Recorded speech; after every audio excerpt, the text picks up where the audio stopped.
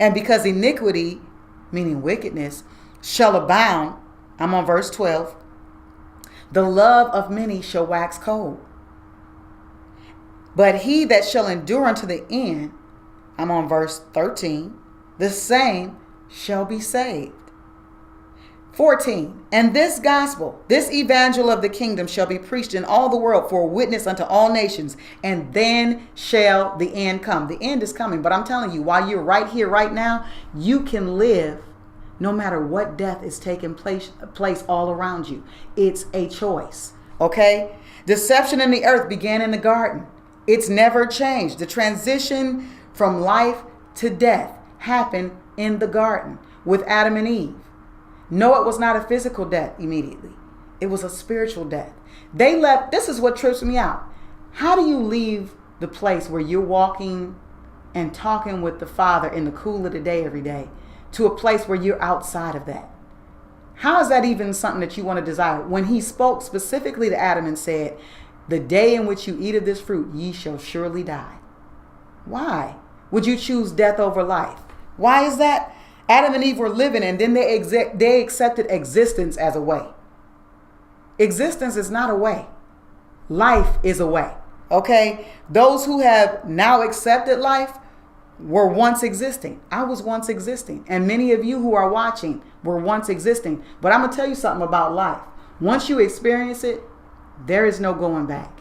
There's no desire to go back. That's how you know when a person is truly converted and when they're not. Because the person that is truly converted has accepted life and has accepted light, and they ain't going back. There's no dibbling. There's no on the fence. There's no back and forth, because they tasted of the truth. And once you taste that, that's all you want. You don't want anything other than. Okay? So by their fruits, you'll know them. The deception of the devil. Matthew 24, verse 5. For many shall come in my name saying, let's go back to that. I am the deliverer. I am your way out. Okay? And shall deceive many. I am the way. You remember what the devil said, what Lucifer said when he was called Lucifer? He's the devil. But what he said in the beginning when he decided to change his MO, he said, I am. Okay? I will exalt my throne above the heavens. I will exalt my throne above Yahweh's throne. I will be like the Most High. Not just like, meaning I'm going to be just like him. No. I will be as him. I will take his place. I will be in place of him.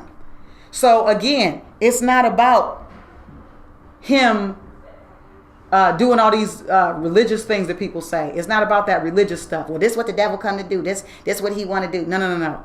He wants the worship. Okay? I came across a quote a week ago, and this is what I posted on one of my Facebook pages. It said, Satan's primary tactic in opposing Yahweh is not to foster atheism. It's not to make you not believe that there is a almighty or an all-knowing one. No. But religion. Not to disprove Yahweh's existence, but to be worshipped as Yahweh. I'm going to read it one more time because I don't know if you got the fullness of that.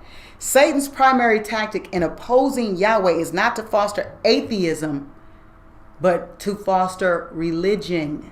You got that? Not to disprove Yahweh's existence, but to be worshipped as Yahweh. Okay? Why are we on worship? Because that's what you were created to do. So see, when you are existing, you're worshiping your circumstances. When you're just living in a state of existence and allowing things to move you and sway you and put you where it wants you to be based on your emotions and how you feel, your senses, you are just existing.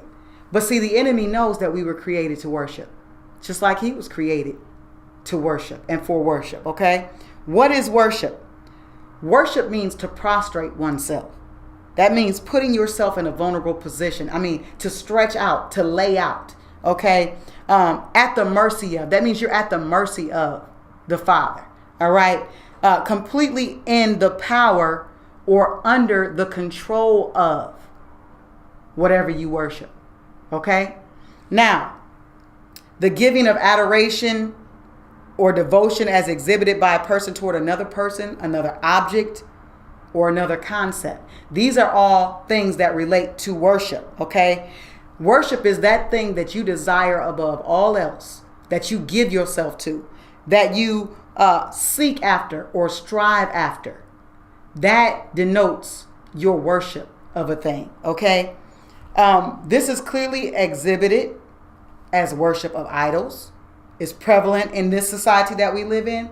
Worship of idols has always been the prevalent thing, okay? Because if the focus is not on the Father, then it's on idols. And idol worship is of the devil.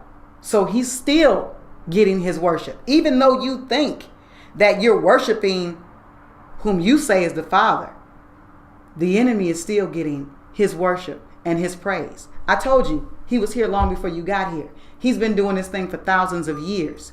So he has a heads up on a bunch of stuff. Okay? So the only way for you to enjoy this life that I'm talking about, in spite of all the death that's taking place around you, in spite of all the deception, is to know the truth. And the only way you'll know the truth is if you're in relationship, partaking of this life that I'm talking about. Okay? Prevalent, idol worship is prevalent in this society. You'll know this by the things that people put in front of the Father, even one another. There's a high rate of worship of man in this society, especially women, okay? The worship of woman.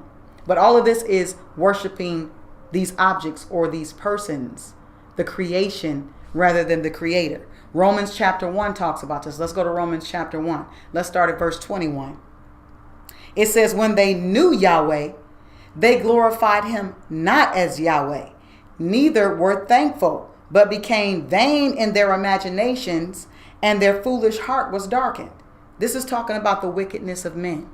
It says, when they knew him. See, you remember when I had that comment, or I made that comment about it's no secret who he is. There is no secret. See, he wrote his laws on the table of our hearts. It's not written on stone anymore. So there's no confusion. That's why even a baby, when they do something wrong, they know they've done something wrong.